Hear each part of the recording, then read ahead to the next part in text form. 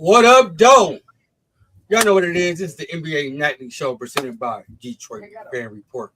And I'm your host, Bandit. And I'm going to introduce the panel I have with me today, starting off with Rich. What up, though, y'all? Season get towards the end. This is where playoff positioning begins. Catch me on Exit Riggs 928. Yes, sir. Yes, sir. The Stat Junkie Podcast here with me. Marcus, introduce yourself.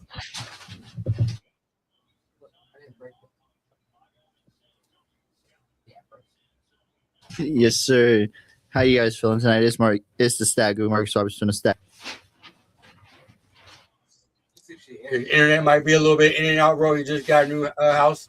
Just moving in. We testing out the internet, man. So appreciate you coming on, bro. You already know. Nate the Great, man. Let them know who you is, bro. What up, y'all? Nate the Great from the One Ass Cheek and Three Toes podcast. Like and subscribe. And yeah, let's talk some basketball, man. We've got the tournament going on and playoffs are about to kick off or tip off. Sorry. Let's go. And our special guest today, D. What up, though? Man, what's really good, man? D Trent, game changing sports talk in the street sports, man. Make sure y'all like, subscribe, share, follow, catch us on all media platforms. It's nice to be up here with my boy Bandit. What's been really good? Rich, what's been really good? What up, though? Cool, man. I guess it's about this NBA, so let's see what y'all players got on your mind today. Yes, sir. Let's get into this first topic of the day. Let's start off with the Bulls released Jalen Ivey. I don't know a lot about the situation that just came out, so Rich, I'm gonna let you explain. So there's been several, tweets that he had let out from his account. And it had his voice on it. It was videos. So, I mean, there's no getting behind it. But there was some that was towards the LGBTQ community. A lot of different ones. I don't really want to get into that. I'm just saying that's why that was some. There were some religious ones. There was all these different topics that most people know are, people are very red flag, beware of who you talking to conversation. Yeah, exactly. And so, they're not going to do it, especially, with the sponsors and everything else, and you're injured and you really haven't been doing that. I mean, that's kind of is what it is. But I mean, I think it's something deeper than that. I think it's maybe like mental health. There was a football player, Ernest Hausman from Michigan this year, who did the same thing. The season was going along, and then all of a sudden he was talking off the wall, and he left the team, and there was all types of shenanigans. Well, just come out like a week or two ago. He had bipolar and got help and everything else, and he was welcomed back to Michigan to the combine that they or the pro day, the pro day, so he could go pro. So maybe it's something like that. But man, I just hope he get together, man. You never know what can happen, man, when you've lived your whole life, worked your whole life for something, then you just see it just falling away. Not condoning the behavior, but I'm one of those who I try to understand the situation, whether I agree or disagree, so maybe that's what it is. So hope he gets some help, man. It's sad. Nate, your thoughts on the Bulls releasing them? Yeah, I haven't heard the videos, but it seems for me because the backstory with Ivy is after he got traded, he got baptized. And so he I forgot about basically is feeling a certain way probably towards his religion. And listen, social media is good and bad. Like, it's good in the sense that you can bring awareness to things and you can, bring people up in situations, but it's also bad because once you put something out there, it goes viral completely. And he has to understand this is why the Bulls cut him, is because gay people, trans people, lesbians, whatever you want to call them, they all watch basketball too. And you cannot alienate a certain race, religion, sex, gender, whatever it is, and get away with it. And that's exactly what they did. It's no different than if somebody came out and said, to certain races, like, I don't like these people. These people watch the sport too. So you can't have somebody like that representing your organization saying stuff like that. And I truly believe that his issue is that he just never wanted to get traded from Detroit, and he has not handled it well. It's almost like he just kind of crashed out after he got traded, got baptized, tried to rebirth himself, and now he's just kind of struggling with the whole situation. And now he got cut. So I don't know. Obviously, he needs some help, and it's just a sad story because, once again, you have to know who your audience is. And this dude clearly didn't, because he started talking about certain types of genders and all that. Like, again, like I said, people watch basketball too of different genders. So, I mean, you And just got to be smarter than that. That's all I'm going to say. another crazy thing, his mother is a woman's coach. Yeah. And she's probably getting a lot of backlash now because of that. Exactly. You can't say that crap on it. He's lucky she's not in the tournament, because it would be a bigger story if she was in the tournament. Right. G, man, your thoughts on the whole situation? First, I need to know, did he just openly just record himself and post it on social media, or was this a private conversation? No, it looked like he was in his car and just giving recordings and start talking. Yeah. Okay, so he did it to himself. Oh, absolutely. Yes. Yeah. Okay. All right. So first thing, I don't think he wanted to get traded. Who wants to get traded to Chicago? Like, no offense, but Chicago ain't trying to win nothing. They ain't been trying to win nothing for the past several years. So it is not like, he went from the number one team in the conference to one of the worst teams in the league. Of course, that's gonna hit you, especially when we know a guy like that has high talent and potential value. But wait, hold on. I just want to give some information. Really, it didn't matter because he was a free agent at the end of the year anyway. I really, but that has nothing to do with what I'm talking about, Rich. That's why I said. You said he didn't want to get traded. Well, we weren't going to say that. Because I said that doesn't mean that's my point. Thank you. He probably didn't want to get traded. Somebody mentioned mental health. That would hit my mental health if I could have been one of the premier guys on an elite team in my conference and got traded to the whole opposite end of the spectrum while I'm trying to rehab and come back and be the best version of me. This is going to take a hit on your mental health. It doesn't matter who you are. I don't care how confident you are. That's going to for a while too. It's going to affect you in some type of way, especially a young player still trying to establish himself as a lead, as somebody reliable. But even outside of that, that whole conversation on that topic, talking about a certain group of individuals, it's just a lot of double standard to it anyway. If he posted it, I don't think he cared. Right? Clearly. Because did he say something? Did he say something that getting blackballed from the league, or just got something that got him cut? I think it was an image thing.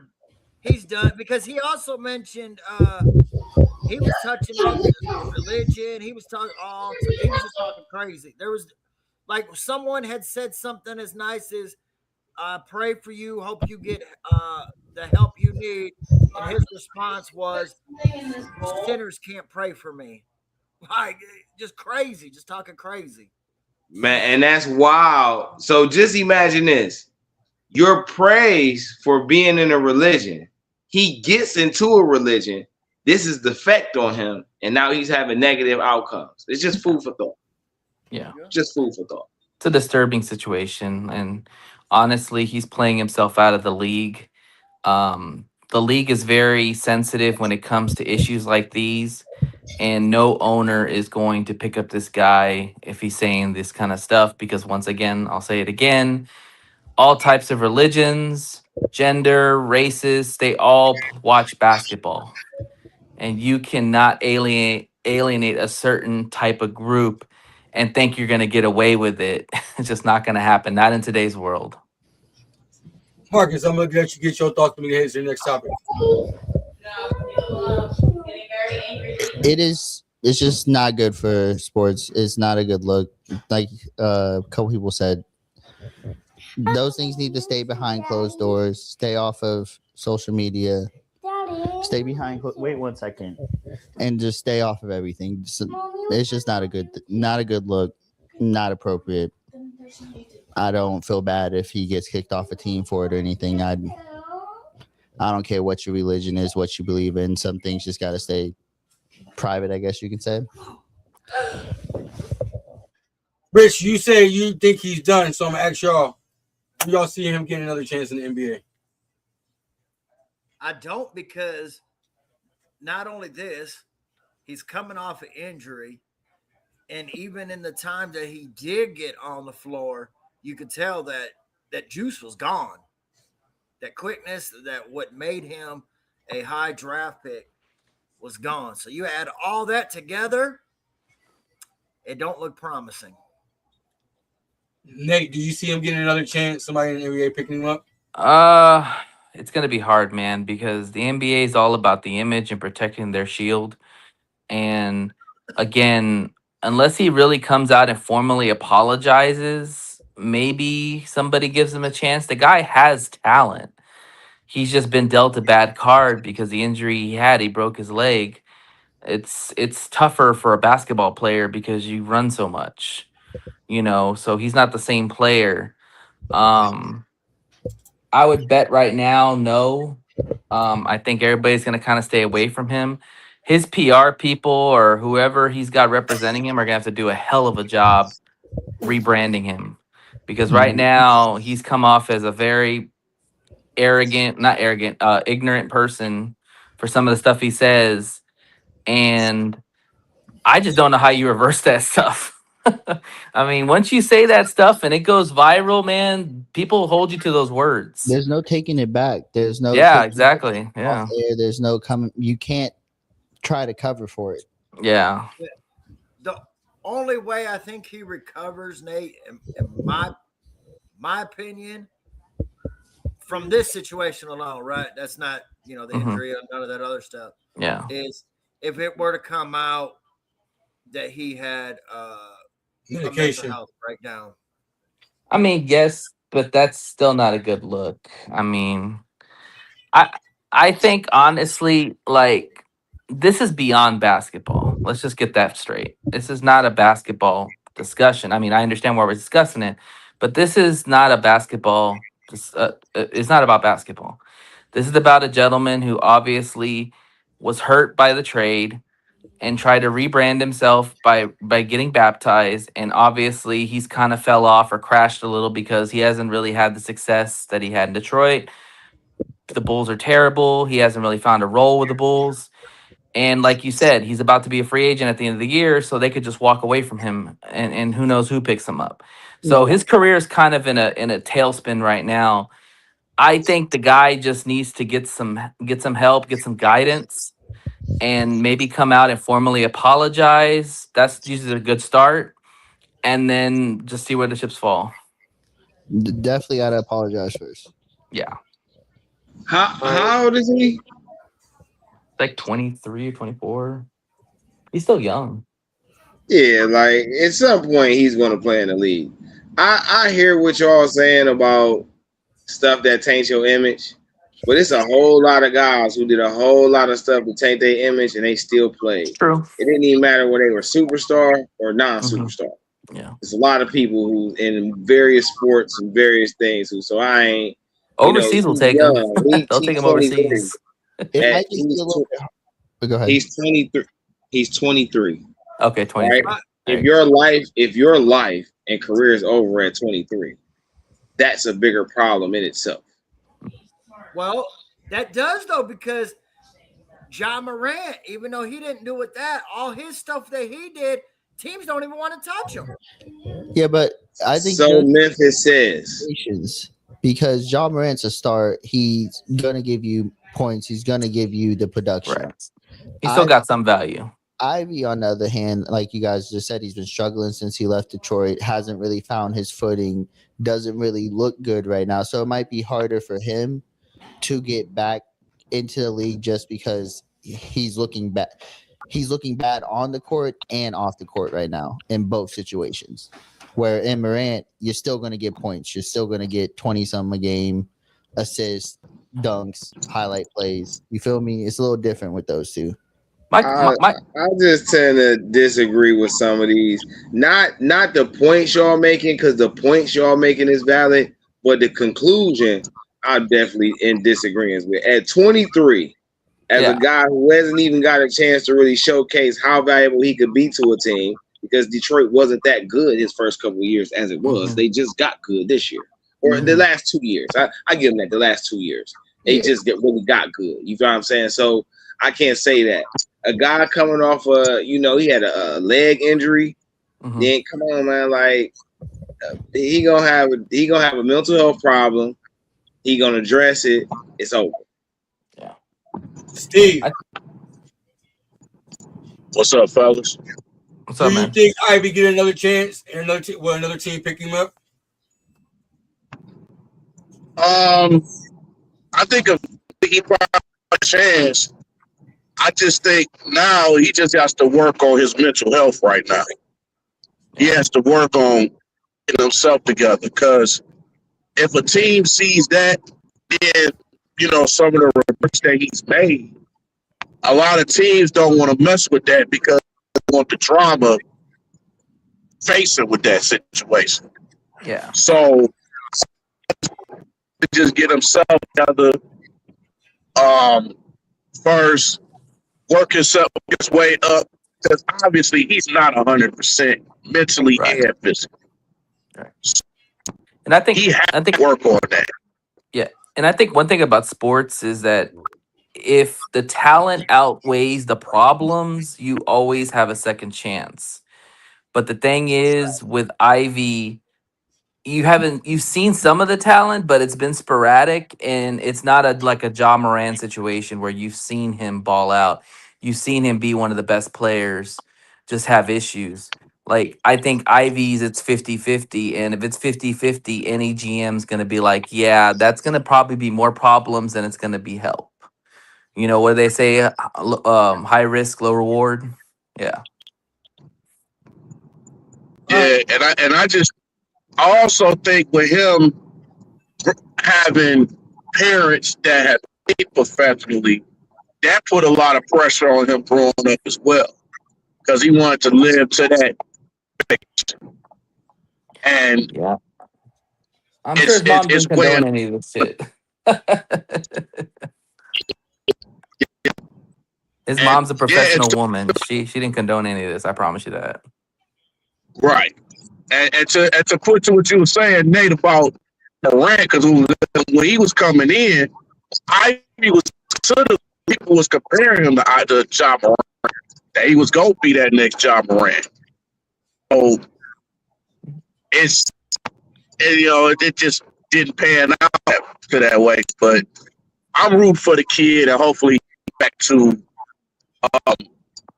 get back to get better. I'm really rooting for the kid. He just going through some things right now. I'm praying for him. I hope he's back. I hope his mom whoops his ass and gets some sense into him. Well, all right, that too. That's what my mom would do. Shit. Marcus, I'm gonna start with you, Marcus.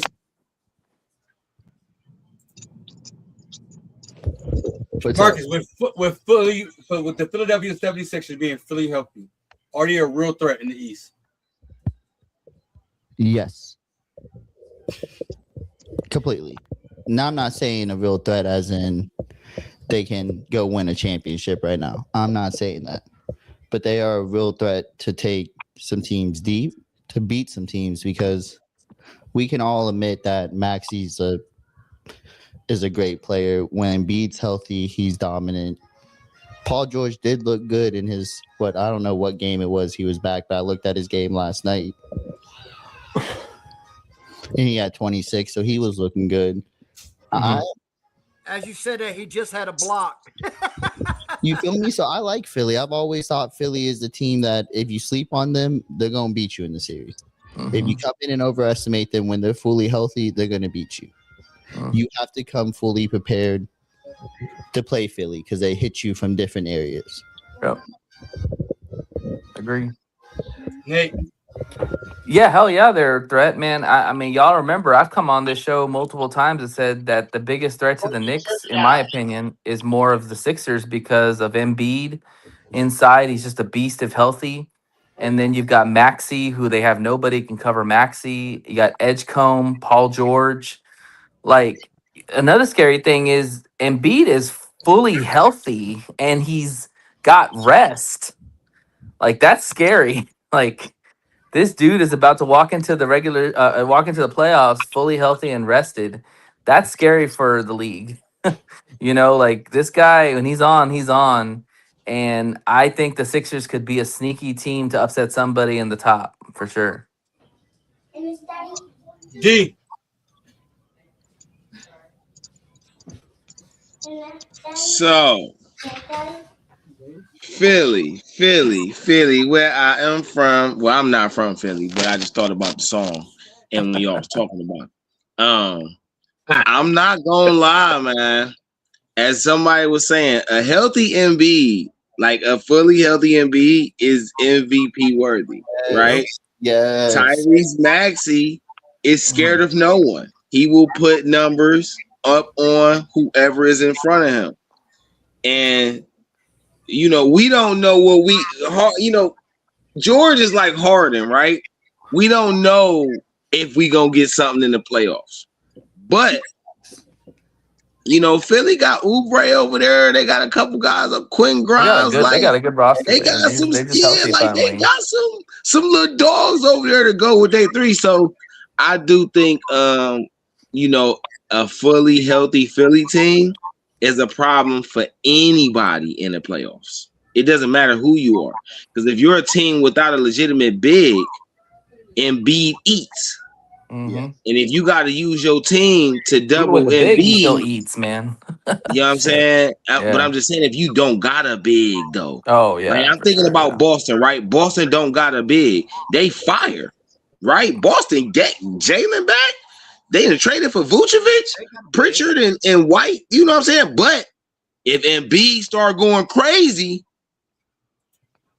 now it's a whole different ball game for Boston because they don't got a big that's gonna keep up with him. Quetta gonna foul out. Vucevic Yep. gonna foul out. Not what you doing. Oh, he will foul out if he goes against a healthy You see what I'm Embiid. saying? So I That's a do think given. Philly. Oh, my fault. Just to complete the question. I do think a fully healthy Philly team is a legitimate threat to any team in the East. Any team. Any. Mm-hmm. Rich. Then I'm gonna get to Steve. Pay attention to the screen. I mean, yeah, and, right now I'm watching them, and they are seventh, so they're in a play-in spot right now. Because isn't that right? The 7 and 8 play. Yeah. Yeah, we're gonna talk about the standings. We're gonna get to the standings. Mm-hmm. 6 is the only one that's locked in. Okay, so 1 through 6. That's what I thought. Thank you. Mhm. I mean, so they definitely could. Now, I think if Maxey, so he gonna give you offense, but his defense, man, I just watched him get rocked by Mitchell, and Mitchell is not a offensive type of player. So if you get a guard like a Brunson, Bridges, Cade, White, he might struggle. So I mean, it'd be whoever, gets more points out of there, and what the other ones get from the other players. But I don't know. You never know, though. Steve. I'm gonna be the villain. I'm gonna be the on this. I'm gonna say no. I think you would think say the same thing. Yeah, they did the same. Listen, I don't trust no team with Paul George. Find some way to up, which he will.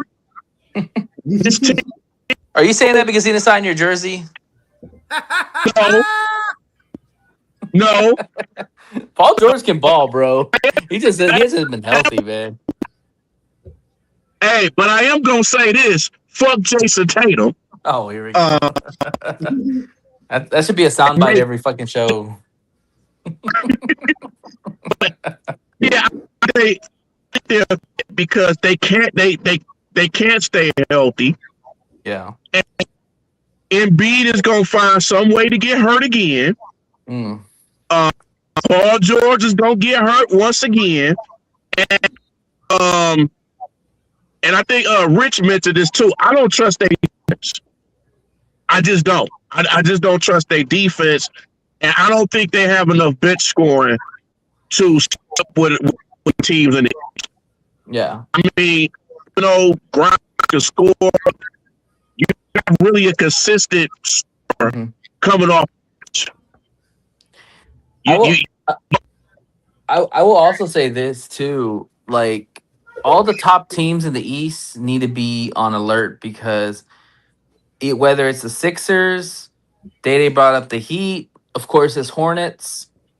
All those teams could upset a top seed.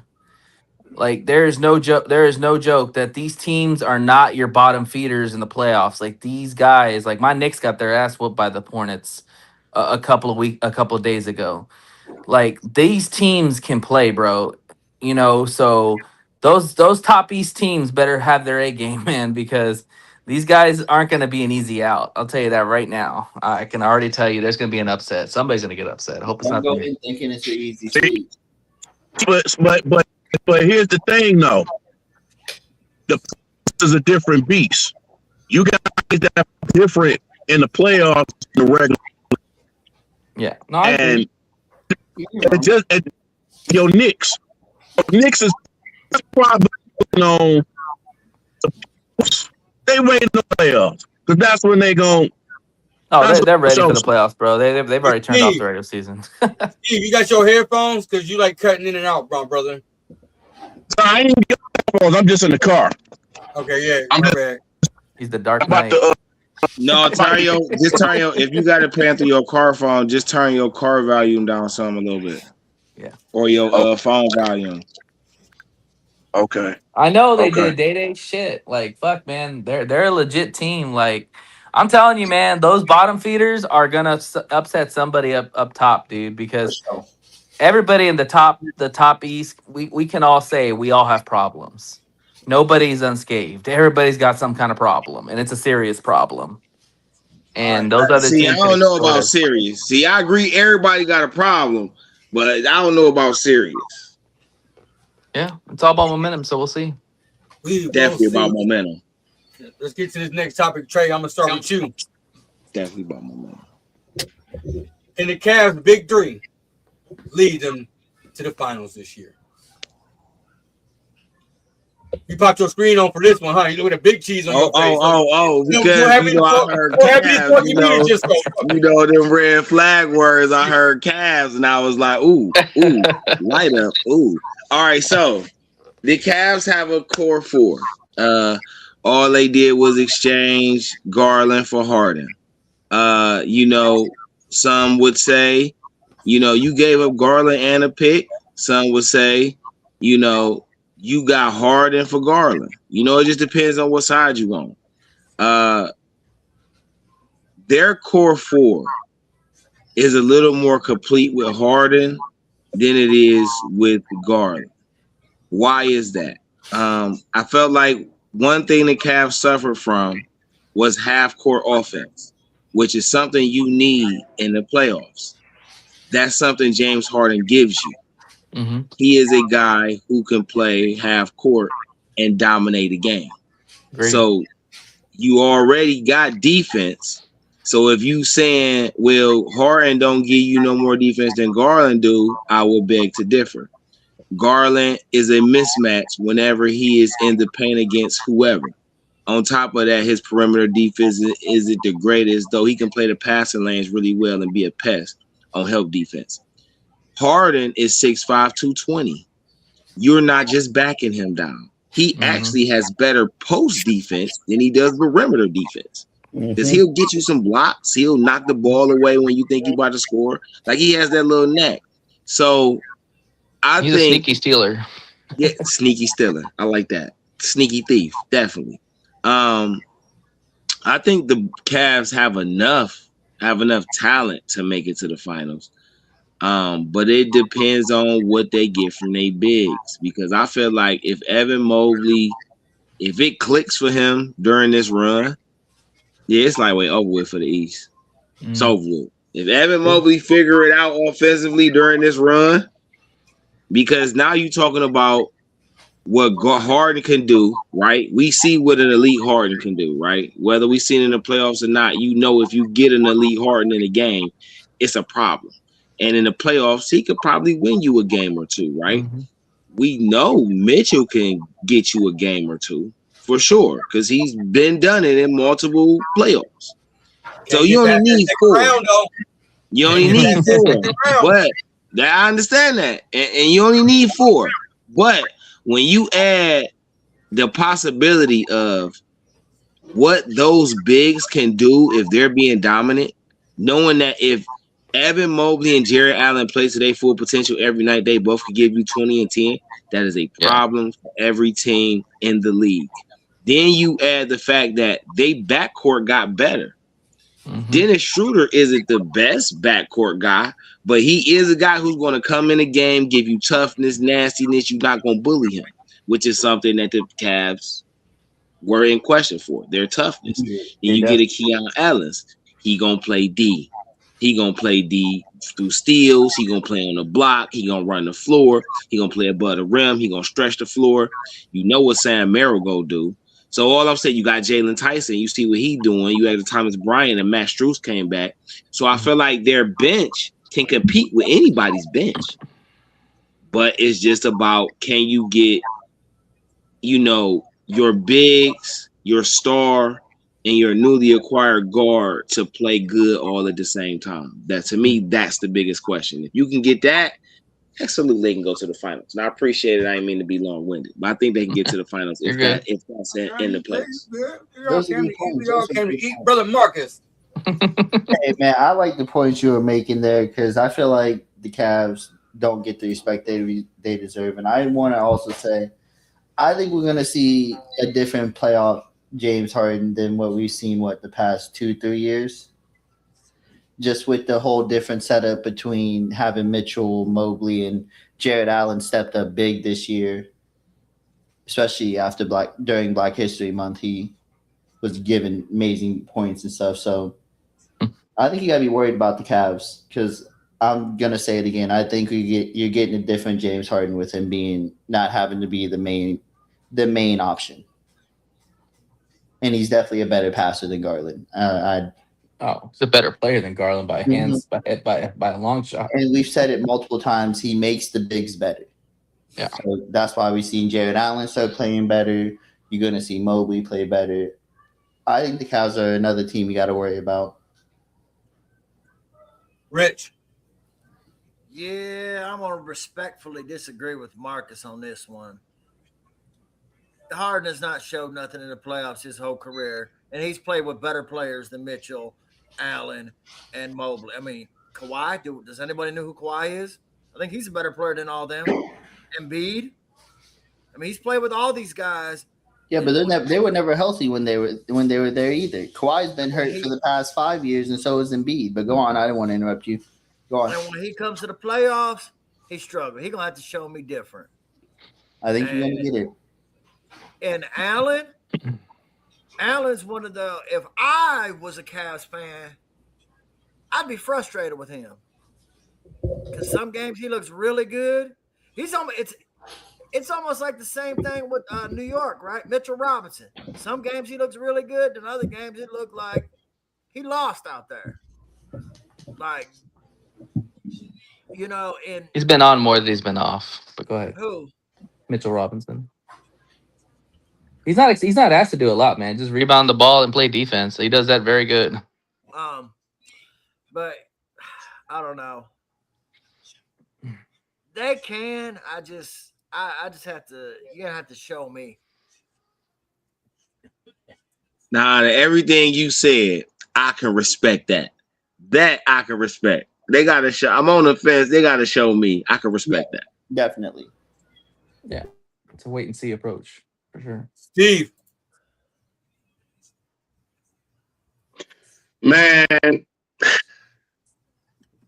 I'm the same way I feel about Harden. I feel about Paul George. I don't trust James Harden. I don't trust James Harden. I just don't. I mean, he finds someone to mess up and don't show up when it matters. You get into a game 7, he only gets 5 points in the second half. So it's like I just don't trust it. And then another thing too, I don't trust Donovan Mitchell. I don't trust Donovan Mitchell. Cannot get past the second round. He can't.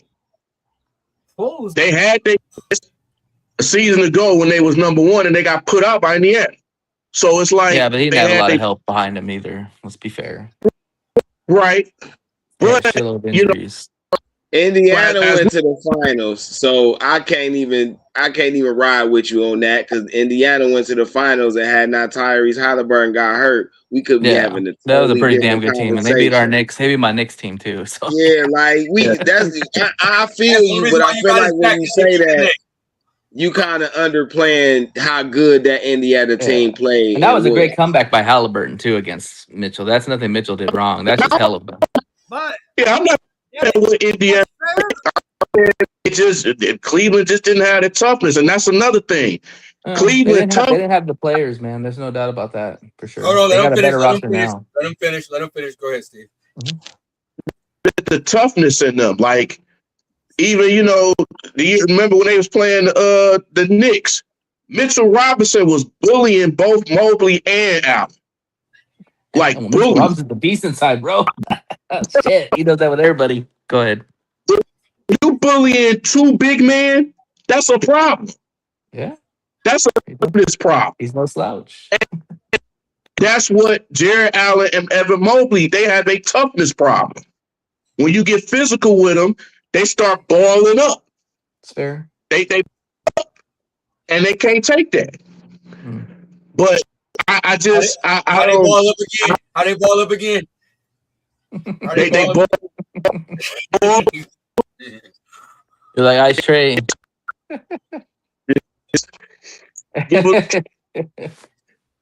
It's cold out there. Man, nah, this. Steve, turn your volume down a little bit so your phone ain't skipping. Okay, that good. There you go. There you go. Yeah. So I just don't have. I don't think they can. To be honest, I don't even think they're going to even get to the Eastern Conference Finals. I don't. Let me get Day-Day's point of view, then I'm getting Nate. What's the question? Can the Cavs get to They can. No, they cannot. Y'all kind of brought it up already. I still kind of question their toughness. And then, I mean, they could possibly get there as long as they don't go to a game 7 in any of their series, because we all know what James Harden does in a game 7. He doesn't show up. But I do like the addition of Harden because the problem with the reason the Cavs didn't make it nowhere last year is because Garland got hurt again. Garland stays getting hurt in the playoffs. That toe or the foot or whatever. But if I was a betting man, no, I don't think they get to the Eastern Conference Finals. I don't. Nate. Yeah, I do. I mean, they're one of the top teams in the East. I mean, so anybody really has a chance that's up there. But also too, Marcus kind of highlighted it, so I'm gonna add more to it. Like the narrative on James Harden was because he was a number one option for teams. You're talking about him coming to a team now where he possibly is a third option, along with Mobley and Mitchell as the 1 and 2. So I don't think the pressure is going to be on Harden to have to you know go crazy in these playoffs. He's just got to pass the ball, play okay defense, get the bigs involved, and do his thing. What really my concern with the Cavs is all the other guys: Allen, Tyson, Merrill. Who else they have? They have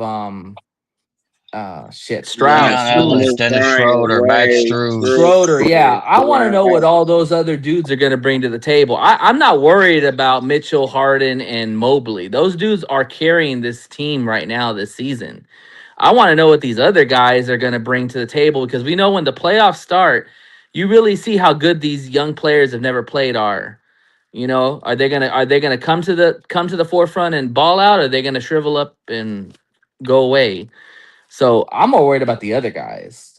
I think the big three is the last thing that they need to worry about. They need to worry about if they're going to get contributions from the other guys. Because if they get contributions to the other guys, this team definitely can go to the finals. Well, you got to remember, Big Struz does four. have finals Sure, no, I experience, get it. Yeah, and It's a big I four. believe Schroeder's got a still the ring. Didn't he Lakers. get Yeah, one he's with still the LA? Lakers. Yeah, Yeah, Schroeder got a ring. So they got veteran leadership. sure. It's I mean, I for think me, man. I think the East that the East is kind of it's really deep. The East is yeah. deep from 1 to 10. I mean, That's it's what I'm deep. saying. Like literally, could get upset from the bottom of the bottom of the round. Yeah. And which But is I got a different question from for you, Nate. You said that the reason Harden struggles is because he's always been the number one option. He wasn't the number one option in Philly. Embiid was because that was Embiid's Okay, but he was the number two MVP. option. Yeah, But no, I Okay, he's got going you. to be the Embiid was number two. He's lightweight going to be kind the of number. hurt too, though, Yeah. because James still averaged like 25 and 12 that year too, Right, though. Even but though Embiid but got I the mean, MVP. But wasn't that Embiid's MVP year? Yeah, but he was hurt for real. Look, that's the story with Embiid. Yeah, so That's That I always mean, the story with that's Embiid. what makes that it different with this Cavs team and James Harden. It's the fact that the health. wait. He's still going to be the number two option. I'm sorry, he's the number two Wait. option over Mobley. I So I so I agree. It's So Mitchell, Harden, Mobley, Miles. But go ahead, my fault. so no, you good because I agree with that. That Harden is still a number two option because the flow of our offense is heavy predicated on the guard play.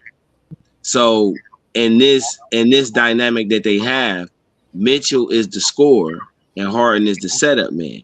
Harden can now do which things is that a he different role for him in the past. He's been more of the scoring guy, and now he's more the facilitator and getting everybody squared away with him making shots too. Yeah, his role is just because I different. was gonna say like Harden now is in a position where Harden can get wide open standalone threes. Exactly. When in his career have we seen Harden alone for an open shot? No, that's not something you want to do. So if you're saying like in a game 7, Harden is facilitating and he might get 6 or 7 threes where he wide open, I'm going to take that every game 7. Yeah. It's not a game 7. I'm not going to take that because you ain't got to dribble. You ain't got to waste no energy. You just load up and shoot. Harden's still one of the better shooters in the league. I think honestly, the way the series will go for the Cavs is early on in the series, Harden's role is going to be to get everybody else involved and get everybody else cooking. And then once they get to the 6 and 7, when the games get tighter, that's where he's probably going to take a little bit more of an offensive role and along with Mitchell. you know, but he hopes that he has to get everybody involved and everybody's cooking. Therefore, when it gets to game 6 or 7, all these guys got confidence and we're good. You know, Harden can just slide in there and do his thing and play his game. You don't have to be the hero, play the hero ball. And I think that's the problem is he's not a hero ball player. We saw this with OKC. When he played OKC, he was not a hero ball player. That's why he came off the bench. You know, like he just was juice. That's what he was. Marcus, you were saying something? Go ahead, Nate. Oh no! They all hit it. I just think it's a Marcus? different role. Yeah. It's a different role for Harden this year. Nate, I wasn't trying to be control, bro. I wasn't trying to cut you off. No, you're fine. I just look at it. I look at this team, All right. and I think we can. Nate, my I bad think. for cutting you off. Oh no! I said I look at this team. I look at all everybody who's a Cavs fan. I'm a Knicks fan. Rich is a Pistons fan. We can all agree that if our best players are not playing well, we're not going to go far. You know, it's all about the other guys. The other guys have to step up because you know what your best players are going to show up and do. Mm-hmm. Like it's all about the other parts, the people down the bench. What are you going to do? How are you going to step up? How are you going to add to the equation? You know, The team with the best role players normally win it. exactly. So if we going by that, I wanted to hear what Steve was saying some stuff that I missed that I wanted to hear. But just to finish this sentence, if we betting on benches, I'm betting on the Cavs bench over everybody's bench. I might take that bet. Not really. I think the Knicks bench is pretty damn good, but we did lose Deuce McBride. I don't know if he's gonna play again. We're talking. We start putting the blame on Kenny Atkinson's coaching instead of just the players. When are we gonna put it to? Well, so to your question, I don't think there is a blame to be placed quite yet. I think that's premature because you're talking about a guy who inherited a team. They played well last year under his first year because he brought an offensive style when they were lacking offense and they already had high defenders. Mm-hmm. So even with these trades, they got better defensively in the backcourt. They didn't lose any defense from the front court. Mm-hmm. So now you're matching that, and then he's trying to figure out what he's got. You know what I mean? He didn't draft these players. So we still got to take it, okay, what I got. Who am I working with? Okay, now you gave me this piece. Let me see. This were all the different lineup fluctuations that y'all see.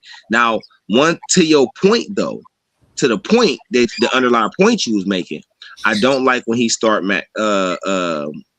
Sam Merrill. I hate it. All right. I love Sam Merrill because he provides a different threat outside of the big players.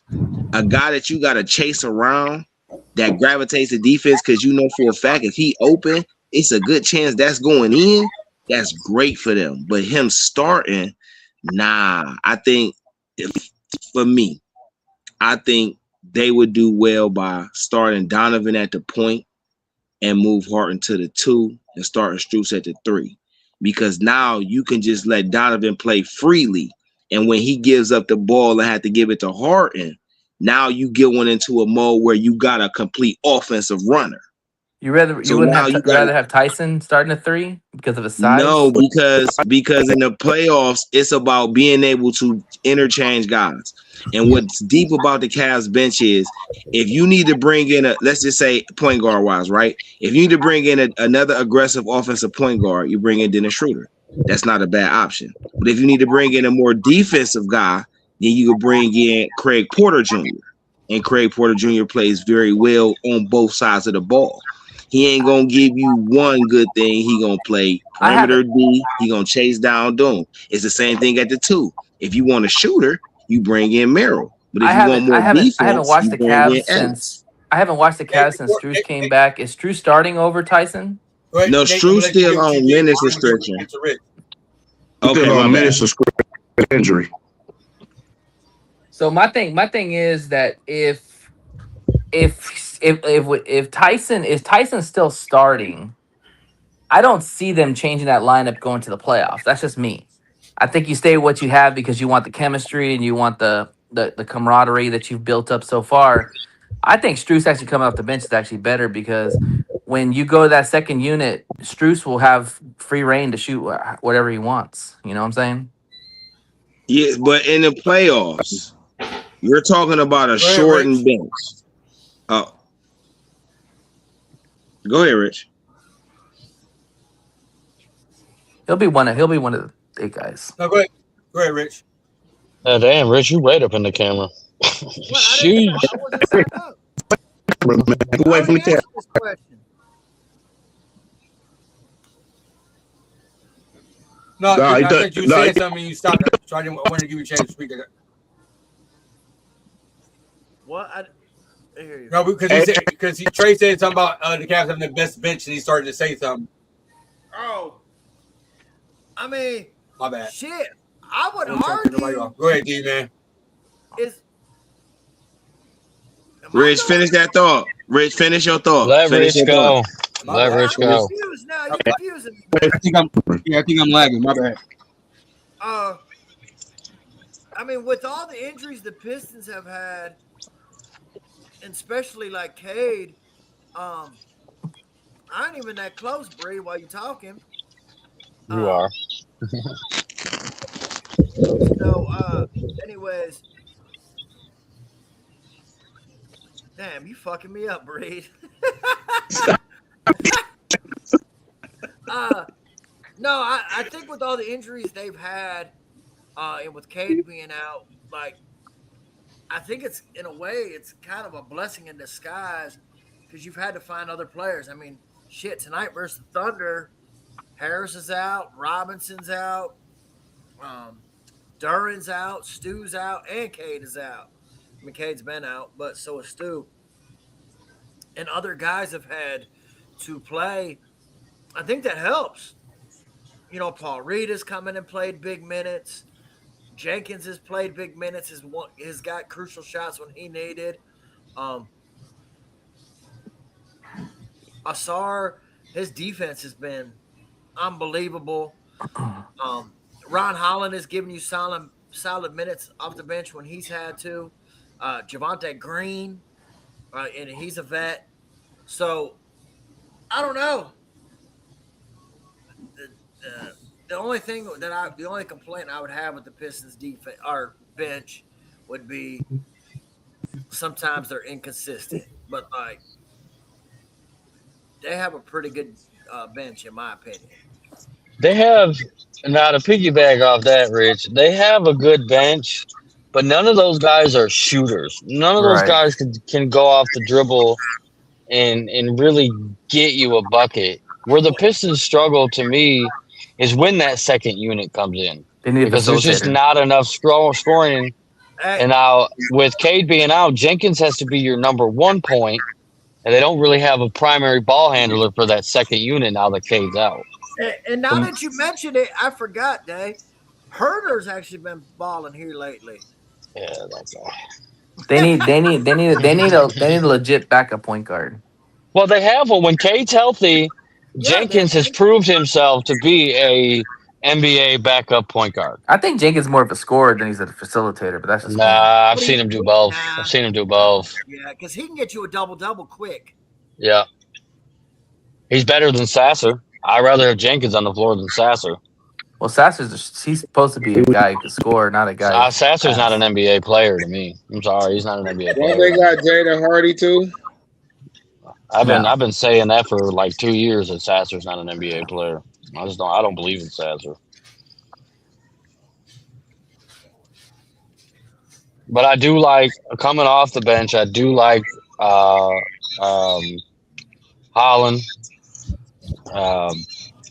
Well, they're gonna need more production for their bench. There's no doubt about that. Oh, for sure. Because like I've brought it up quite a few times. What really, when I noticed that the Pistons bench struggled, is in that one of them games against San Antonio. When Wemby went off the floor, the Pistons brought in their second unit and lost those non-Wemby minutes. Yeah. You can't do that in the play. Obviously, you're not going to play Wemby in the playoffs unless you make it to the finals. Right. But you get what I'm saying. Like, you cannot have your second unit be outmatched like that when the team's star player's not on the floor. Hey Neil, All what that team you- has the most bench points? all that you have said is fair. Spurs. But even as a Pistons fan myself, I think we should all maybe come to an agreement for the Pistons still have the number 1 seed and not let it go yet. It's kind of surprising. Crazy. Crazy. And surprised. Well, they had a favorable schedule too. That don't matter though. You still got to go out there and lace them up. You I don't lost know. your I mean, still, lost your I mean, MVP candidate, and the teams behind you gained an MVP gained a well, star they player in play good Tatum. defense. That helps. That helps a lot. And Duran, That defense is going to win them a series. Duran has been balling while Cade's been out too. Which he Has should. to. He has should. to. He's about to pay him. You're about to pay him big money. But it's not a surprise to me because they've already done this year. It's a surprise in the first half of the season. It ain't a surprise to me. But also, Bree, so I'm not going to disagree with you. But also, the second half of the season towards the playoffs is a lot different than the beginning of the season as well. So for them to still be that way, it's very good. I mean, I'm not dissing them at all. I'm just saying, hey, they got what it takes. Obviously, they still hanging in there. Yeah. Steve, I know it's not a surprise to you because you can't badmouth the Pistons because they might be watching. They might revoke your season tickets. That's But crazy. anyway, they probably gonna do it anyway. Marcus, let's get your thoughts, man. Piston. Let me log back in for a second. I don't see them having really a problem right now. Without Cade, with their schedule they have, with the players who are showing up right now, I think they can keep the 1 seed for now. They'll keep it going into playoff time. I don't really see much of a difference there. I know tonight they're taking the L for sure. No, Who are they tonight they're going to playing? take the L. Their whole OKC. teams are set Yeah. out. And I think OKC is fully healthy. No, Chet and No, J Dub aren't playing. No, they're not. They got Jalen Williams and Hartenstein are out tonight. D, you popped your camera on like you had something to say about that. He said when he said you don't see, But like their main guys are there. Your Jalen SGA Shea. Because last time the SGA trying to Pistons win played, I don't MVP, bro. think He's gonna any of play. those guys played, right? Shea didn't play. Obviously, SGA's Dub playing. didn't play. I'm talking about SGA's last playing. time they played. I'm talking last time, like when they played last time. Yeah, half the team plays. Shea, OKC was ducking the smoke the first time. Now Detroit's returning the favor. So, D, your thoughts. this is interesting because as I was looking at the schedule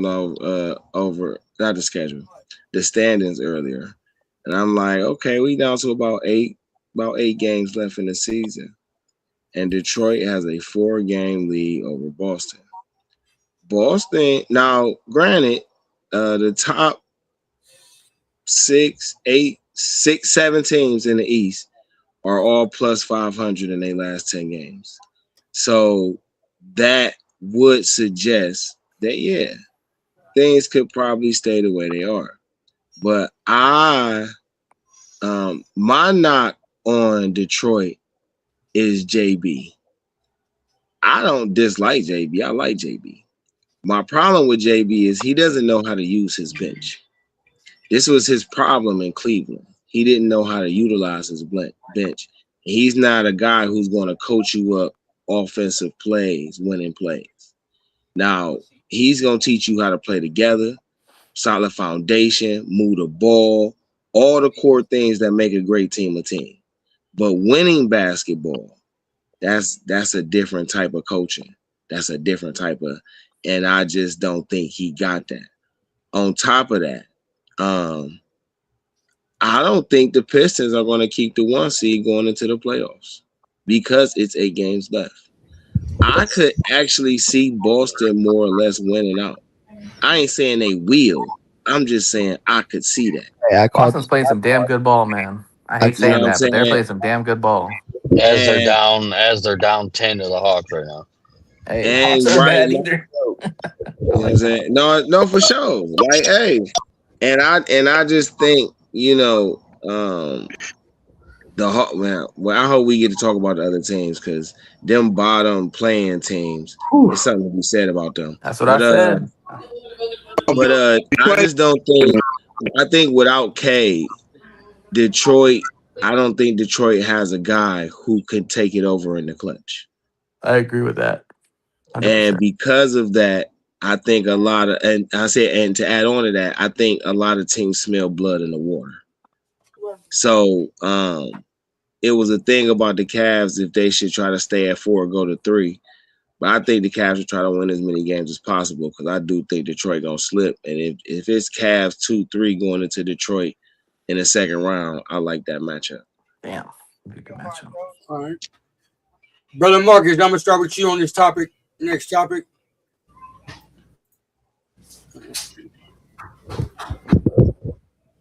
Is Atlanta a real threat Yes. in the Yeah, you don't even got to finish it. Yes.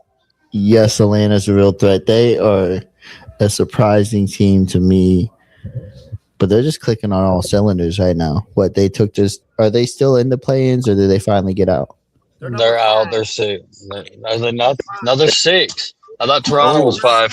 Shit, they're 6. I mean, we'd be playing them. Fuck. Yeah, because I think Toronto just won a game. I think Yeah, yesterday. So I Toronto think might they. fall out. Yeah. No, last time I we're checked, going the to Hawks NBA were standings. 7. We're going over NBA standings next. Yeah. The Pistons play tomorrow.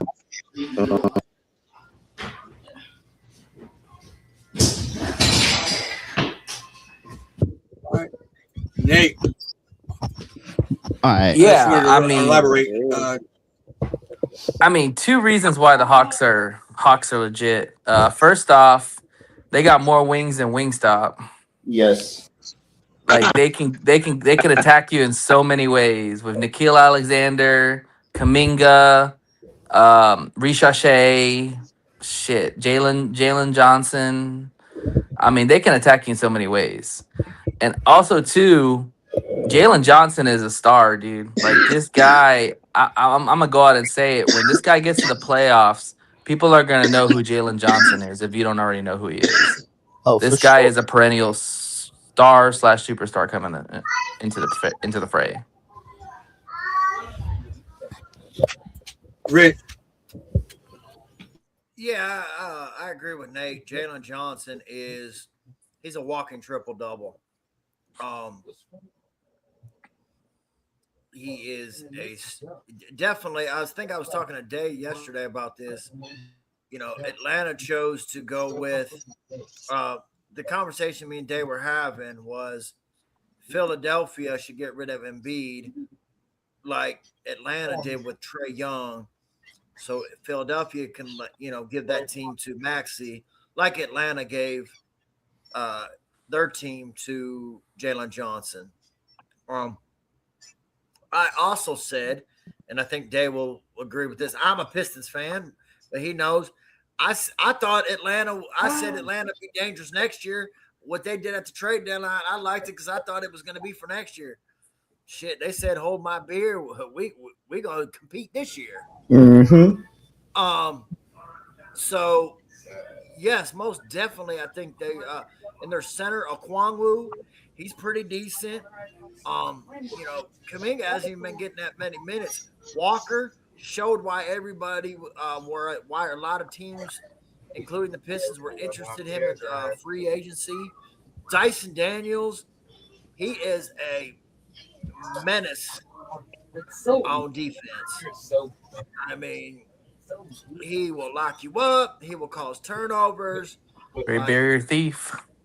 Yes, like he's that is a good team, and All around. I'm in agreement with everybody else.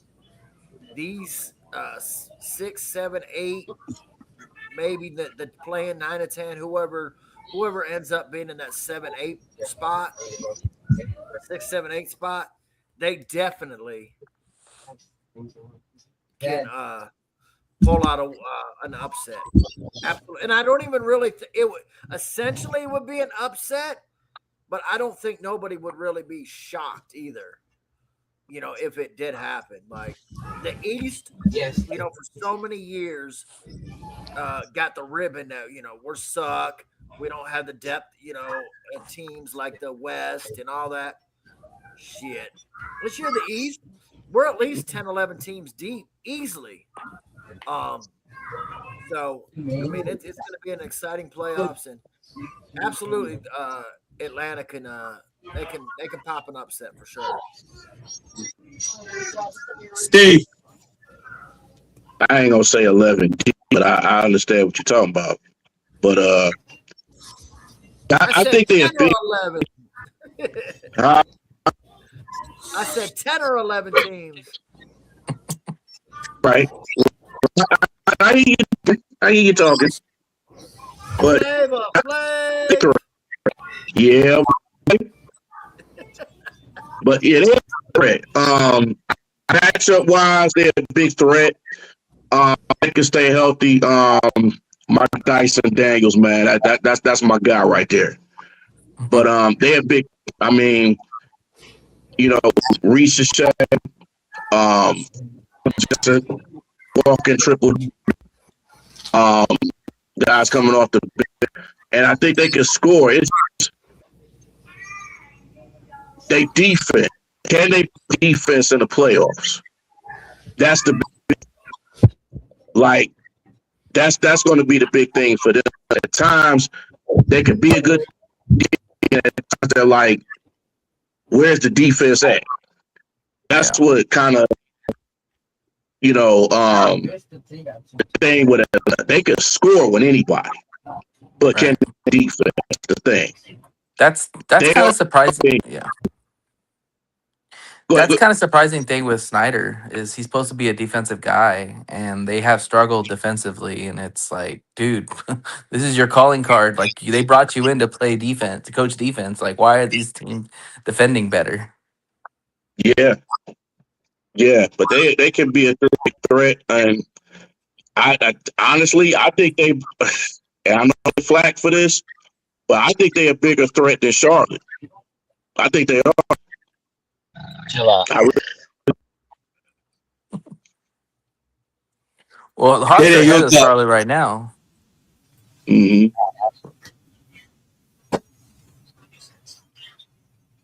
Did your thoughts? You're on mute, brother. I know I'm on mute. I'm waiting in the freaking McDonald's fucking drive-thru line for 30 minutes for a Happy Meal. No, I don't, because they don't have the one thing you need, and I think it's the same problem that Houston has. They don't have a true point guard, and in the playoffs, you need a point guard. They don't have one. Dyson Daniel plays the point, but he's not your true point guard. That's a good point. Yeah, CJ McCollum, he's not really a point either. He's more of a CJ shooting McCollum, guard. man. Shout out, give him his flowers. That guy's balling out, bro. I love that guy. But at the same time, man, y'all have kind of already alluded to it. Jalen Johnson is a hell of a player, man. And Nickeil Alexander-Walker's playing well. Mm-hmm. You got Double O and Yeka Nkongu playing well. Steve's guy that he likes to reference all the time, Mo Gay, he playing well. Mo Gay. Ricochet. I'm not really a believer in Ricochet. But overall, I'm gonna say no. I don't think they're a real threat. They could throw out Steve, a why you starting playing like that, Steve?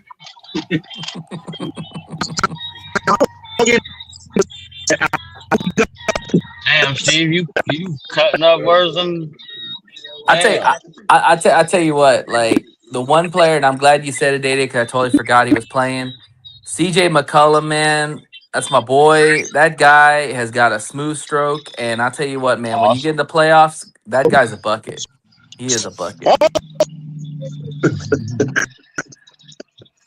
right, let's talk about these playoff standings. I'm glad you just said that. Man, hold Y'all on, crazy. wait. Hold on, Hold on, Bandit. Bandit, you need to like refresh or something, bro, because you about 4 minutes behind everybody. Yeah, hold on. On this Atlanta point though, because I ain't even get in there. I was trying to wait my turn. You feel what I'm saying? Like you got it. No, I did not. So listen, I'm glad What's he going said on? that because as I'm looking at this team, I'm like this, right?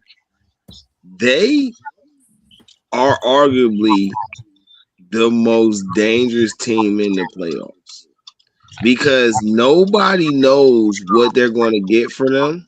But just looking at the talent, like it's not like this a team of rookies. A lot of these guys been in the league 4, 5, 6 years already. So, you know, and the guys that's young ain't the guys they depending on.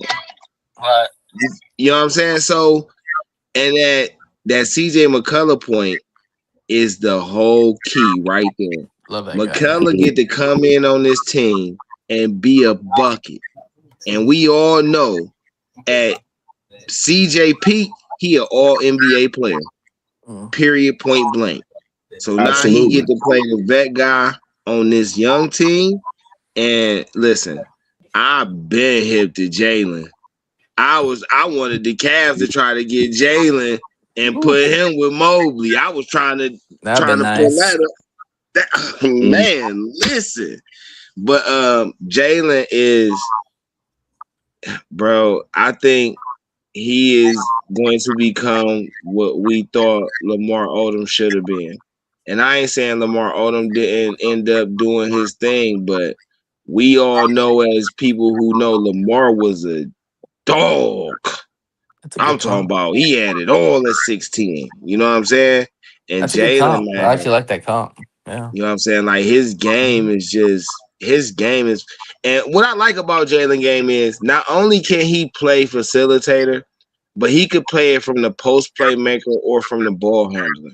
And that's a 63. different type of dynamic.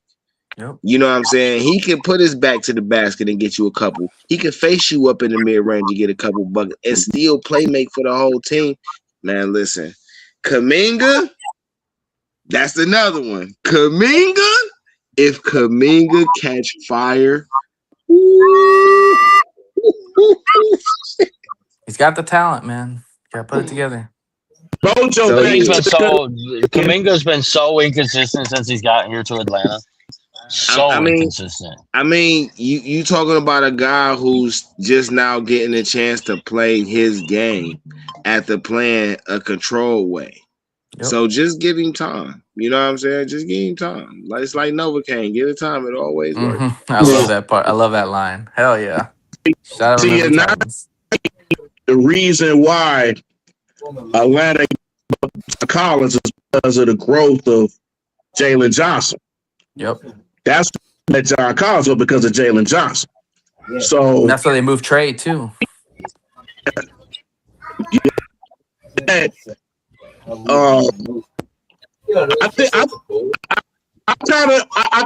think Mr. Daniels can that point can grow to that kind of guard.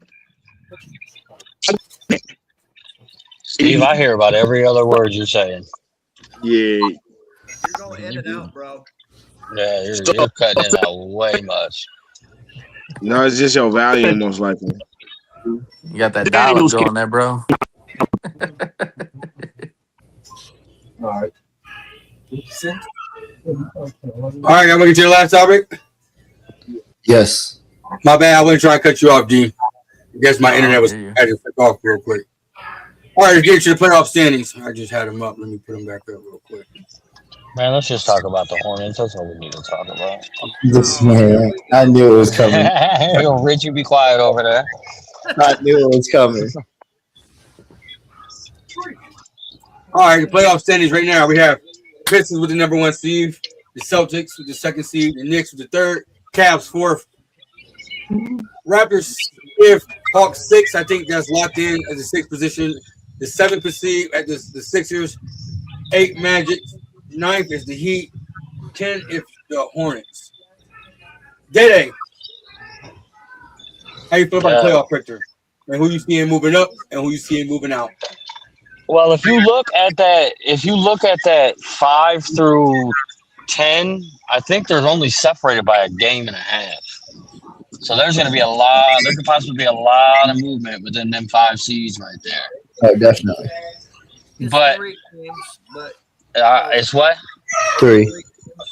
Okay, well then we'll just go the 7 through 10 then, because I know that 7 through 10 is really really close. You're I think because Toronto's got like 4. I can't see it. I'm driving, so I have no idea what the actual number Toronto is. has 32 losses. Hawks have 33. And then the 76ers got 33. Then the 8 through 10 is about the same. Okay. I think you guys kind of said it earlier. I think somebody from that playoff team, and I'm not just going to say the Hornets because that's my team, but I think anybody out of that play-in team, that play-in right there, is going to give somebody a fit in the first round. But maybe outside of Orlando, I don't really trust Orlando. True. I don't. Paulo and Bane are too up and down for me to really trust.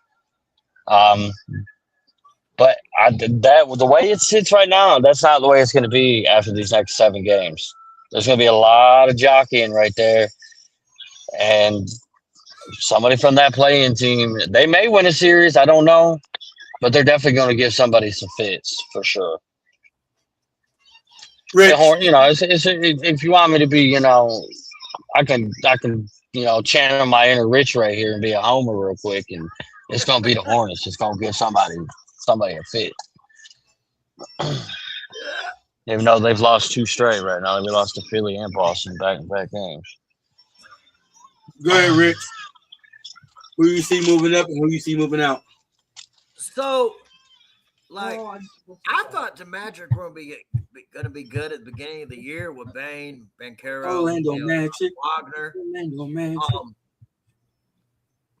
I think Orlando's going to have to do what the Miami Heat did when they had Wade and LeBron and Bosh. They'll be better once they give. That's Wagner's team, man. He's the better player out of him and Banchero. 100%. If they figure that out and do that, because Wagner, he can facilitate. He's almost kind of like in that, almost like Tayshaun Prince mold. I mean, he does some things better than Tayshaun did, but like kind of like same height, kind of same body style. They both play defense, play offense, facilitate, handle the ball. I think Wagner is the better player, but I think they'd be better. The Hornets, man, they got Colin Knippel. I think that's their rookie of the year. Brandon Miller, if he can just stay healthy, same with Lamelo. They'd be all right. They might be too light in the pants down low against some of these other teams. But I definitely could see them getting hot. Because we wouldn't even mention Bridges yet, right? We mentioned the Sixers, the Hawks. I mean, if I would have to pick today, my final 2,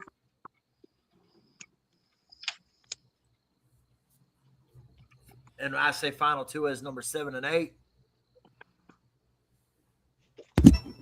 I'm going to go with the Sixers, and I'm going to go with the Hornets. Okay. That's why he's my guy. Today. Who you see moving up and who you see moving out in the playoff in the Eastern Conference? I got Toronto falling. Facts. I think Toronto gonna end up in a play-in. I think ultimately you can see Atlanta at the 5 and Philly at the 6. I do think Charlotte out of the 4 playoff teams Hey man, I like that team, man. I ain't gonna lie, man. That Charlotte boy with Melo, Knipple, Miller, Miller. Miles. See, I don't like Miles playing a four, but he played a four nice with this little lineup. Now, my problem with them is they need some 7-footers, some guys that they can rotate in. I know they got the They got fourth what? guy Yep. They that got they cut. drafted. They got And then, Diabate. well, Diabate like 6'9", and he definitely Yeah. played a good rebounder. Yeah. But they need listen in these playoffs. Now, what's wrong about Charlotte is every last one of their big three can be the playmaker Mhm. or the off ball or the slasher. And if they figure out just how to do that alone, right? Oh. Like if they ran, like that's a team that can actually run a triangle, right?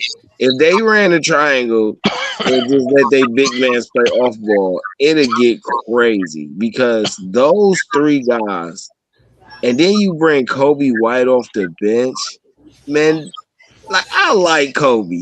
I don't know. I like Kobe. I like the man of North Carolina. I like Kobe. You know what I'm saying? And Kobe go get you some buckets. Yes. So if they not hitting, you got a guy that's gonna come in off that bench and get you some buckets. They got some supporting cast guys that can play some defense and get around. But that center position, to me, is the Achilles heel because guys that's got big guys that can punish them, that's gonna hurt the ability of their wings in the playoffs going into a half-court game. I agree. I do. I agree with that. As somebody who I watch the Hornets, I've missed maybe like 3 or 4 games all year. I totally agree that 5 position is their weakest position on the floor.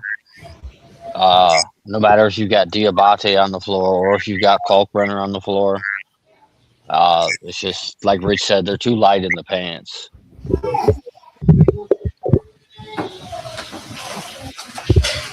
Steve.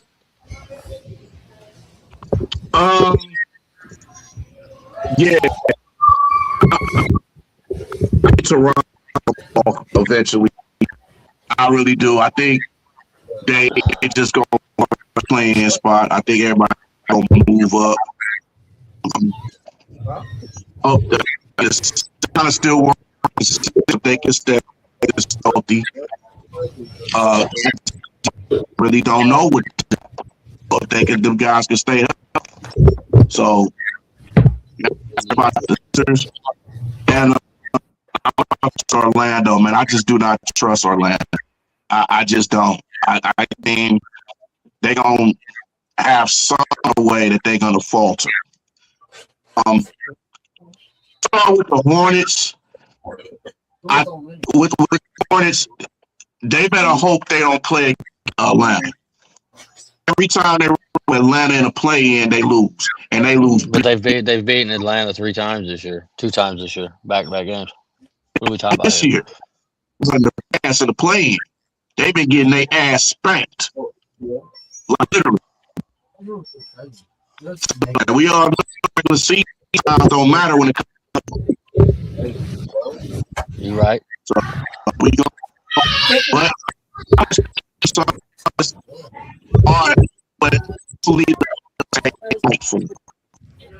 that's the and in experience.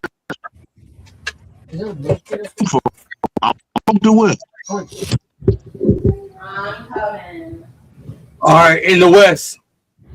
Steve, we'll start with you, man. Who you see moving in? Who you see moving out?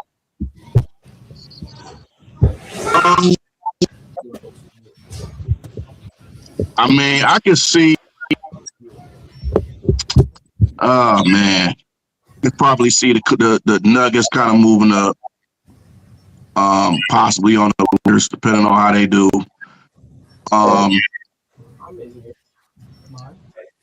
Possibly. Man,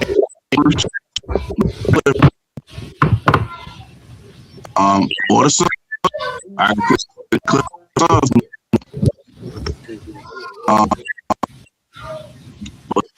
I pretty think it's gonna be going to be. I don't think Portland is really going to leave their spot. I think they're right where they are. Spurs and Thunder just going to be at. So, Marcus. I don't think there's really going to be no change in the play-in spots. I do think Minnesota's going to drop a little bit for sure. But other than that, I think the standings are pretty much going to stay the same. LA's looking good. So are the Thunder and Spurs. The Clippers, I think they might jump over the Suns, but I don't think they catch the Rockets personally. Yes. I think it's pretty much set in stone right now, with the spots. Okay. D. Yo, so Yeah, I didn't know that because back in hey, what's crazy about the West is everybody has a nice team.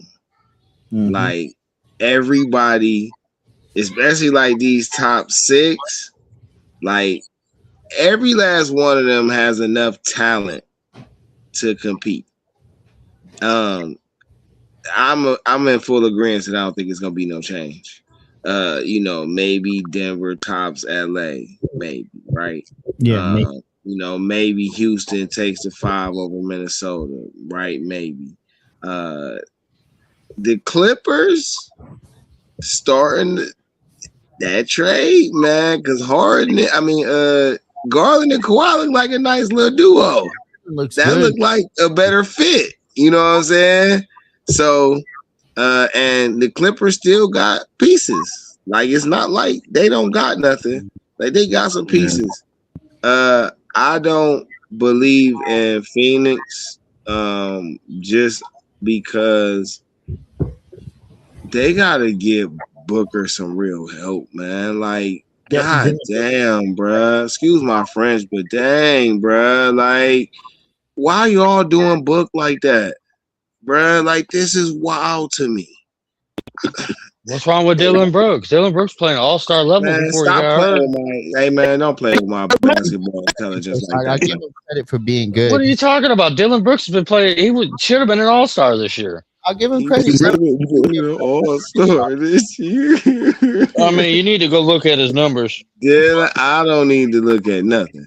Dylan Brooks, because if you look at the numbers, Dylan Brooks is a serviceable player in this league. He can definitely a guy that could torch you if you're not paying attention. I'm not saying none of that.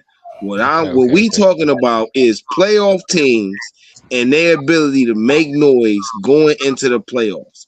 And you're telling me against all them West teams, Devin Book could make noise with Dylan Brooks? Come on, bro. Yeah. Like, you know what I'm saying? Like, I can see if you was like, it's Book, him, and then they got Dylan too. Not even like, okay, you feel me? But it's Book and possibly Dylan. Bro, that ain't doing nothing. That ain't no knock on Dylan. It's just calling a spade, bro. You talk about him going up against a Minnesota that's got a Gobert, a Randall, and an Ant-Man. We ain't even include Hold on. You're gonna try to use Gobert as a counterpoint to Dylan Brooks. Gobert is a 4-time defensive player of the year. Okay, but what does he give you on the offensive end? Nothing. He don't got to if he the defensive player of the year. But Dylan Brooks does it on both ends. Dylan Brooks will give you 20 to 25 a night and also go lock down one of your better players too. This year. No, everywhere Dylan Brooks has gone, that team has been a winner. Look at what happened to Memphis. Look what averaged no 25. Again, look what happened to Memphis. Memphis fell off. So Dylan Brooks is a superstar? You don't have to be a superstar to help your team in the playoffs. You don't have to be a superstar. So again, who could Book and Dylan Brooks take out in the playoffs in the West? What team? Let me look. Hold on, let me zoom in on the standings real quick so I know where they're at. What team? I- Like you trying to make it seem like I'm saying something that I'm not saying. I'm not dissing Dylan Brooks. What I'm saying I is think they could fuck around and get the Lakers. I do. I really do. The Lakers are not good. The Lakers are not good at all. They are not good. All right, so listen, right? I don't think there's nothing wrong with your point of view because I don't think everybody nothing wrong with views yours the either. game. You know what I'm saying? Everybody views the game the way they view the game. But you're telling me that Dylan Brooks and Devin Booker could outplay LeBron and Luka in a 7-game series? You made that up. If it's just LeBron and Luka on the floor, if it's LeBron, But they Reeves, got and Luka, hold DeAndre on, listen, Ayton too. And hold on. regardless of what y'all Hold feel on. about DeAndre Ayton, he's still a Let me guy who can finish. get on the blocks and boards. He can still run the floor, catch lobs, and he can still give you some offensive moves.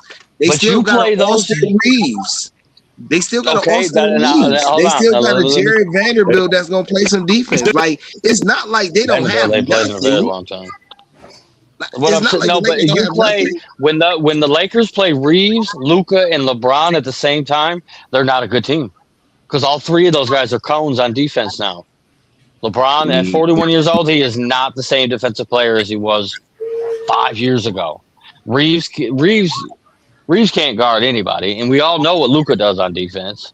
So you put Reeves, LeBron, and Luka on the floor versus Brooks, Book, and Jalen Green. I'm taking Brooks, Book, and Jalen Green over Luka, Reeves, and LeBron. So and that sounds like a good argument point, right? But let's go player for player with this. I've seen Luka beat better teams as the guy with less. Because he had a better I just let you get your whole rant off. Go ahead. My fault. Go ahead. I've seen Luka beat better teams on his own in the playoffs when it counts. We all know what LeBron do. And you're trying to convince me, I don't know, you're trying to convince somebody because it's definitely not me. You're trying to convince somebody that Dylan Brooks with Devin Booker can take them out. Man, I take that bet every day of the week. And I take that. About Grayson Allen either. Yeah, man, Colin Gillespie. I take that bet every day of the week. Because look.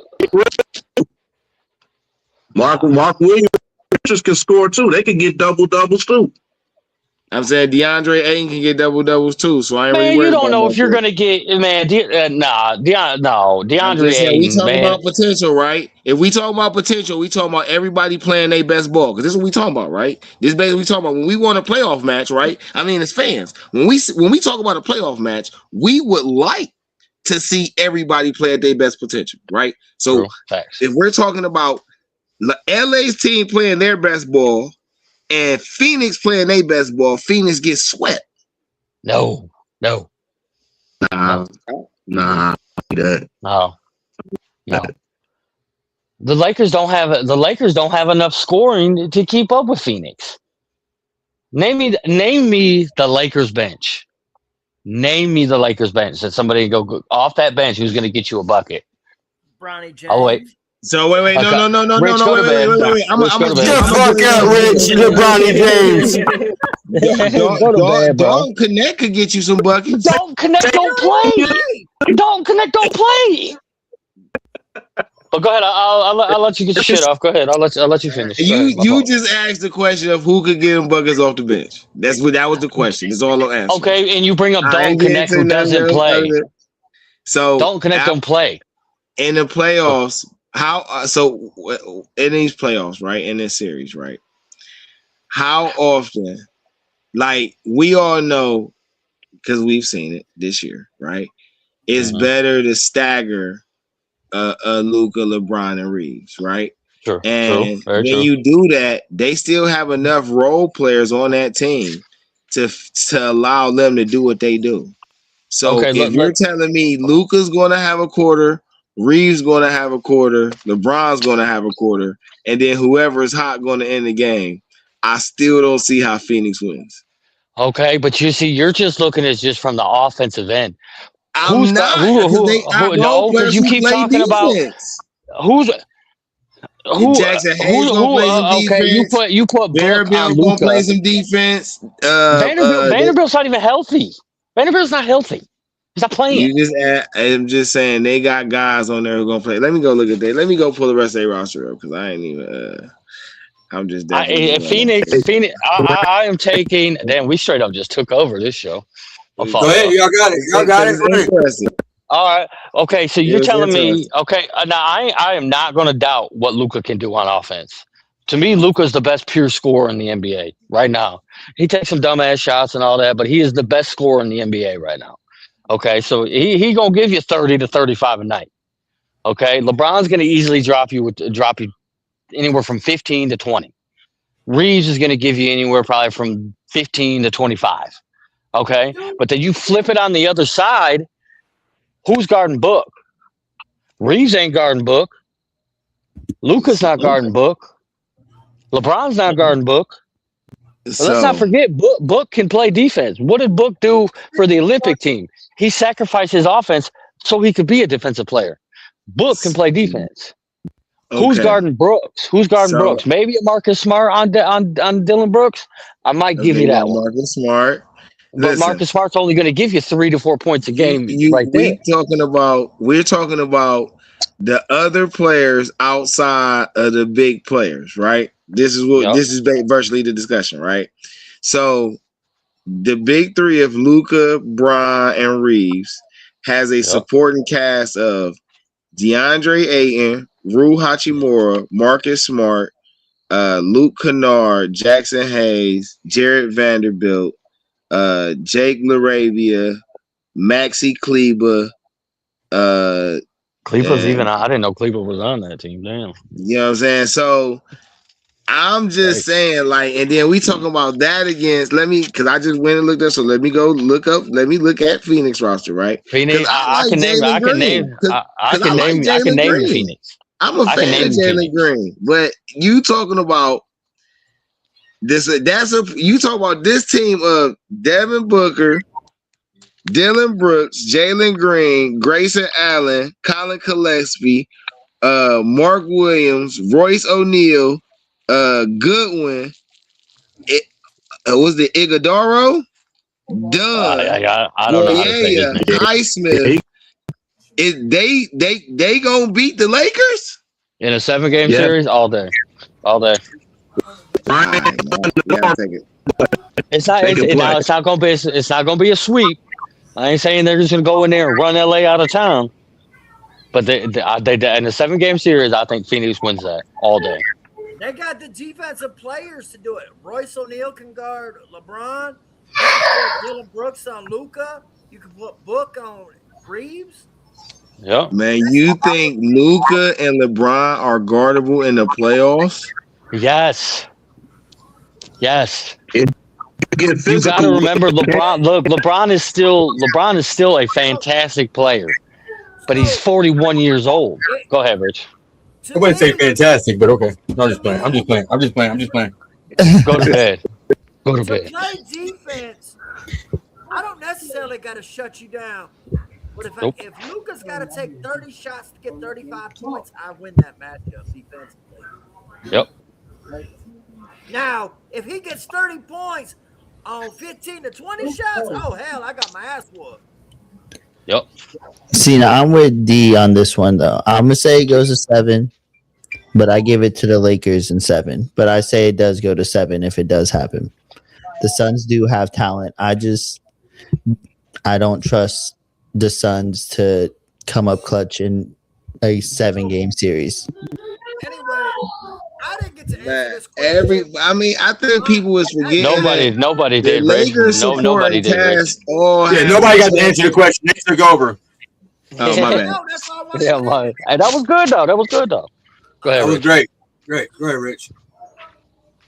My team, I think they're gonna actually take over the Suns, and that's the Blazers.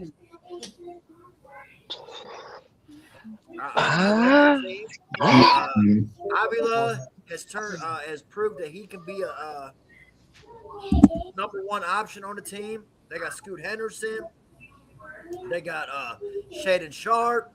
If he's healthy, they got Klingen's Jeremy playing Grant, well. Klingon play well.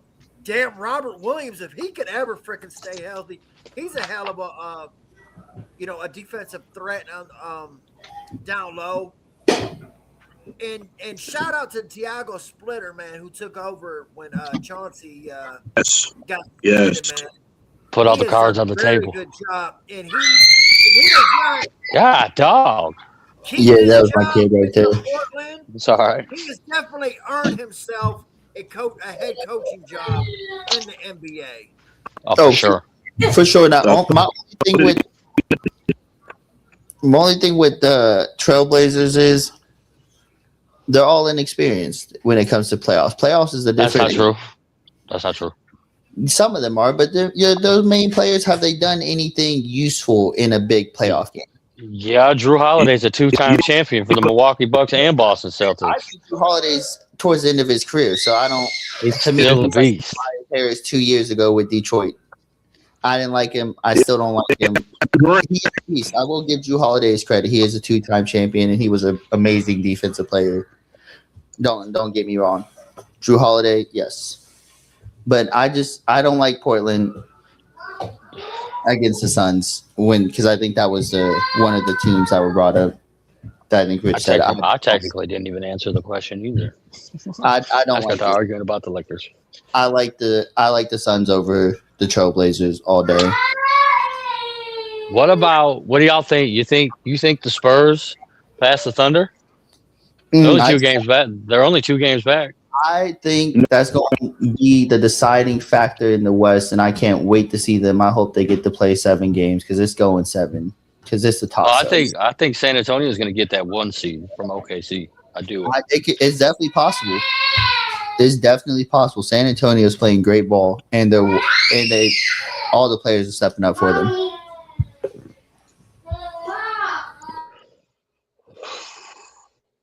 No faith in the Warriors from nobody? Crickets? No. Say it out. Me neither. I'm just trolling. If Steph would have came back earlier, maybe I would have said they maybe would have moved up a seed. But at this point, it's a wrap. It's a wrap. Brandon Brzezinski, I still got love for you though, but nah. Man, nobody fucks with pods. Steve, go to bed. Hey, he must have signed us Breed's jersey. That's why Right. I got Facebook, buddy. I got Facebook. Steve, that's the first thing you said clear all day. Mm-hmm. First thing you said clear all day is the worst thing you said all day. Damn. I appreciate everybody that All came right, out so- and watched. Okay. Appreciate you, G, coming on, man. Let everybody know where they can find you at, man. We definitely got to have you on Thursday. We can catch Man, D-Trent, Game Changer Sports Talk, Industry Sports, man. You can find Industry Sports on all platforms, Spotify, YouTube, all social sites as well. You can find D-Trent as well. Game Changer Sports Talk is my show, man. Everybody welcome to come on at any time. I usually stream on my off days, you know what I'm saying? But it was a pleasure getting up here rapping with you guys about the playoffs because I did want to talk about it. Yes, sir. Marcus, let them know about the Stat Junkie podcast. You can find me at the Stat Junkies podcast on YouTube and Facebook. We will be. I know I've been teasing it, but we will be coming out with a new episode here soon. Now that everything's back situated and figured out. For sure. Bree, let them know about 313 Sports.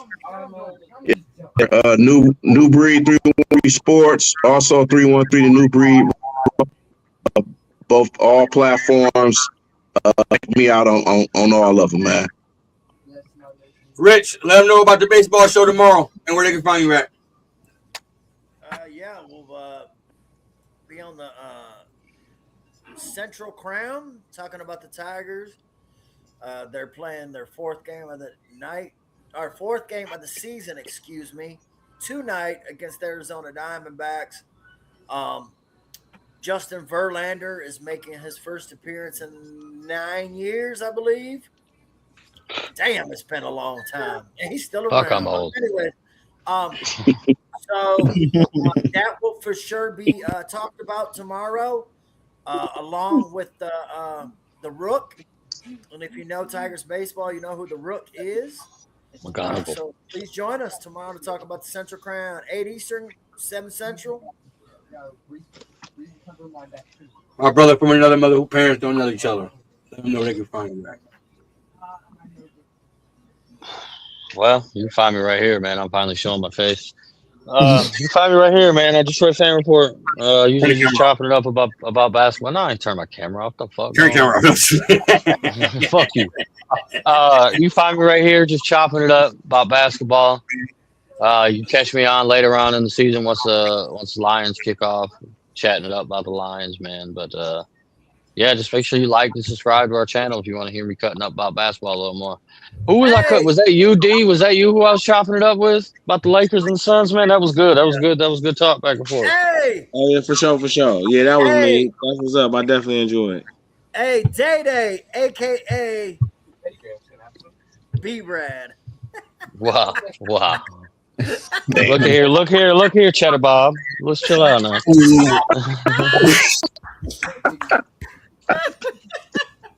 Marcus, Papa Doc had one. Had a real nice man. His real name's Clarence. All right, with that said, man, make sure y'all subscribe to everybody's platform. D, once again, man, I appreciate you coming on, man. We'll see if your time we ready for you to link up on Thursday. Marcus, you know it's always been a pleasure. You know, you having on, you feel me? Make sure y'all subscribe to everybody's platform. Y'all know y'all my boys. I ain't even got to say that. Y'all always know me. With that said, man, everybody have a blessed night. We out.